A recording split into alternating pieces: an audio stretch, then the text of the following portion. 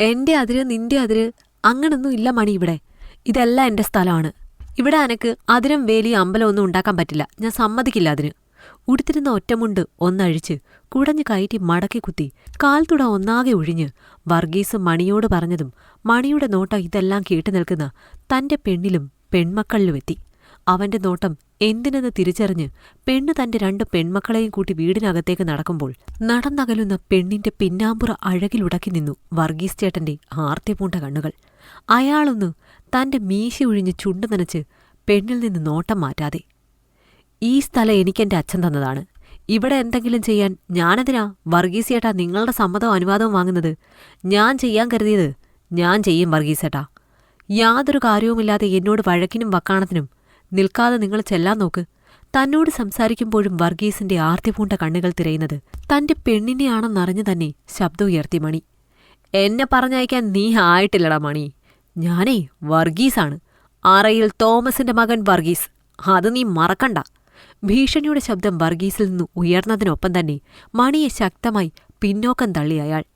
ഇടറി വീഴാൻ പോയ മണി തൊട്ടടുത്ത കയ്യാലയിൽ കൈപിടിച്ച് നിൽക്കാൻ ശ്രമിച്ചെങ്കിലും മണി വീഴണമെന്ന ഉദ്ദേശത്തോടെ തന്നെ അവനെ തള്ളിയ വർഗീസിന്റെ ശ്രമം വിജയം കണ്ടു.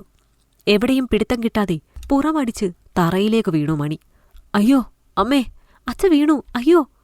മണിയുടെ 3ാം ക്ലാസ്സുകാരിയായ മകൾ ഉറക്കെ കരഞ്ഞുകൊണ്ട് മണിക്കടുത്തേക്ക് ഓടിയതിനൊപ്പം തന്നെ ഉറക്കെ നിലവിളിച്ച് മണിയുടെ അടുത്തേക്ക് പാഞ്ഞെത്തി അവന്റെ പെണ്ണ് സീതയും.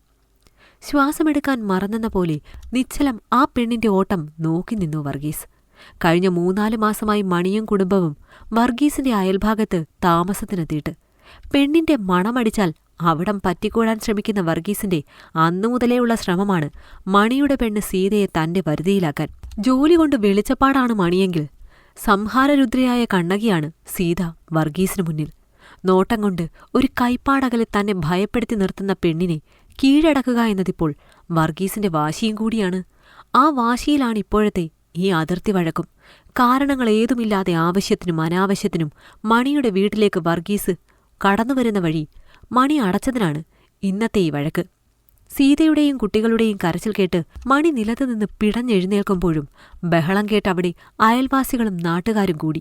പ്രതീക്ഷിക്കാത്ത വീഴ്ചയിൽ മണിയുടെ പുറത്ത് എന്തോ കമ്പുകൊണ്ട് കയറിയതിൽ നിന്ന് രക്തമൊഴുകി പരന്നതും ഓടിക്കൂടിയവർ ഭയന്നു. രക്തം കണ്ടു ഭയന്ന സീത പിന്നോക്കം വീണതും അങ്ങനൊരവസരം കാത്തുനിന്ന വർഗീസിന്റെ കൈകൾ സീതയെ വാരിക്കൂട്ടിപ്പിടിച്ചു. ഛേ, കൈയെടുക്കടോ! മണിയുടെ ആക്രോശമുയർന്നിട്ടും മണിയുടെ കൈകൾ സീതയെ താങ്ങിയിട്ടും വർഗീസ് യാതൊരു കുലുക്കവുമില്ലാതെ വളരെ സാവകാശമാണ് സീതയിൽ നിന്ന് തന്റെ കൈകൾ പിൻവലിച്ചത്. അതുയർന്നു താഴുന്ന സീതയുടെ മാറിടങ്ങളിൽ മണിയൻ കാൺകെ നോട്ടമുറപ്പിച്ചുകൊണ്ട് വർഗീസിന്റെ പ്രവൃത്തിയിൽ രോഷമാളി നാട്ടുകാരിൽ. അവരുടെയെല്ലാം രൂക്ഷമായ നോട്ടം വർഗീസിലും പിന്നെ വർഗീസിനെയും കടന്ന് ഓടിക്കൂടിയവർക്കിടയിൽ നിൽക്കുന്ന വർഗീസിന്റെ ഭാര്യ മോളിയിൽ തങ്ങി. ചുറ്റും കൂടിയവരുടെ നോട്ടം തന്നിലേക്കെത്തുന്നുവെന്ന് കണ്ടതും നാണക്കേടുകൊണ്ട് തലകുനിച്ചു നിന്നു മോളി. വർഷങ്ങളായി ഈ തലകുനിക്കൽ അവർക്ക് ശീലമാണ്. നിങ്ങൾ ഒരുത്തി ഭാര്യയായിരുന്നിട്ടും ഇയാൾ ഈ നാട്ടിലെ പെണ്ണുങ്ങളെ കടന്നുപിടിക്കാൻ അവസരം തേടുന്നുണ്ടെങ്കിൽ അത് നിങ്ങൾ ഒരാളുടെ കഴിവുകേടാണ് ചേട്ടത്തി. അല്ല, നിങ്ങളുടെ സ്വന്തം അനിയത്തെ ഇയാൾ കൂടെ കിടത്തുന്ന അറിഞ്ഞിട്ടും മിണ്ടാതെ കണ്ടു നിൽക്കുന്ന നിങ്ങളെല്ലാം എന്തു പറയാനാണ്? ഞങ്ങൾ നാട്ടുകാരുടെ വിധി. അയൽവകക്കാരും നാട്ടുകാരും ഒരുപോലെ രോഷം അവരിൽ തീർത്തതും വേഗം അവർക്കിടയിൽ നിന്ന് തിരിഞ്ഞു നടന്നു മോളി. അന്നേരം അവരുടെ നിറഞ്ഞു തൂവുന്ന കണ്ണുകൾ പക്ഷെ ആരും കണ്ടിരുന്നില്ല. എല്ലാവരുടെയും സംസാരവും കഴിഞ്ഞ സ്ഥിതിക്ക് ഞാനെന്നാ അങ്ങോട്ട് ചെല്ലട്ടെ, കുറച്ചു പണിയുണ്ട്. യാതൊരു ഉളുപ്പുമില്ലാതെ അത്രയും ജനങ്ങൾ ഇത്രയും നേരം പറഞ്ഞത് തന്നെയാണെന്ന യാതൊരു ഭാവവും മുഖത്തോ ശരീരഭാഷയിലോ ഏശാത്ത വർഗീസ് അവിടെ നിന്ന് സാധാരണ പോലെ നടന്നു നീങ്ങി. ദേവിയെ! വർഗീസ് നടന്നകന്നതും കണ്ണുകളടച്ച് കൈകൾ കൂപ്പി ഉറക്കെ തന്റെ ഉപാസനാമൂർത്തിയെ വിളിച്ചു മണി. അവന്റെ അടഞ്ഞ കണ്ണുകളിൽ നിന്നുതിർന്നു വീണ കണ്ണുനീർത്തുള്ളികൾ നിലത്തു വീണു ചിതറി. നിങ്ങൾ അറിഞ്ഞോ, നമ്മുടെ വർഗീസിനെ വിഷന്തിയുണ്ടി. രക്ഷപ്പെടില്ലാന്നാ കേട്ടത്. അവരുടെ തന്നെ കുളത്തിലാ കിടന്നിരുന്നത്. വെള്ളവും കുറേ കുടിച്ചിട്ടുണ്ട്. പുലർച്ചെ വെട്ടാൻ പോയതാണ്. കാല് തെറ്റി വീണതാവും കുളത്തില്. അതിലാണെങ്കിൽ നല്ല വിഷമുള്ള സാധനങ്ങളാണ്. പിറ്റേ ദിവസം നാടുണർന്നത് വർഗീസിന് സംഭവിച്ച ദുരന്ത വാർത്തയോടെയാണ്. മണി ദേവിയുടെ ഭക്തനാണ്.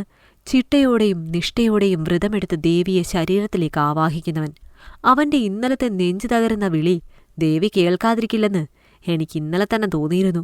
അത് ശരിയുമാണ്. അങ്ങനെ തന്നെ വർഗീസ് അങ്ങ് തീർന്നിരുന്നേൽ ഈ നാട്ടിലെ പെണ്ണുങ്ങൾക്ക് ഇനിയേലും സ്വസ്ഥായി ജീവിക്കായിരുന്നു. വർഗീസിന്റെ അവസ്ഥ അറിഞ്ഞവരെല്ലാം ആഗ്രഹിച്ചത് അയാളുടെ മരണം തന്നെയാണ്. ICUവിന് പുറത്ത് നീളൻ വരാന്തയിൽ കൈകളിൽ തല താങ്ങിയിരിക്കുന്ന മൂളിയിൽ നിന്നിടയ്ക്കെല്ലാം ഉയരുന്ന കരച്ചിൽ അവരുടെ ശരീരമുലയുന്നത് കുറച്ചു ദൂരെ മാറി നിന്ന് നോക്കിക്കണ്ടു മണി. ചെയ്തു പോയതോർത്തുള്ള പശ്ചാത്താപമാണോ ചേട്ടത്തിയുടെ കരച്ചിലും കണ്ണീരും ഓർത്തുപോയി മണി.